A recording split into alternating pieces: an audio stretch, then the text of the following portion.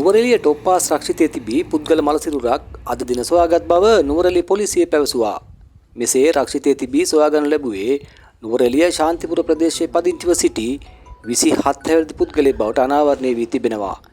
මෙම තරුණයා ඉකුත් 8 වන දින සිට නිවසින් අතුරුදන් ඇති බවට පවුලේ ඥාතීන් විසින් නුවරඑළිය පොලිසියට පැමිණිල්ලක්ද කර ඇතැයි පොලිසිය සඳහන් කළා. රක්ෂිතයේ තිබී හමු වූ මළසිරුර පශ්චාත් මරණ පරීක්ෂණය සඳහා නුවරඑළිය දිස්ත්‍රික් මහරෝලේ අධිකරණ වෛද්‍යවරයා වෙත ඉදිරිපත් කිරීමට නියමිතයි.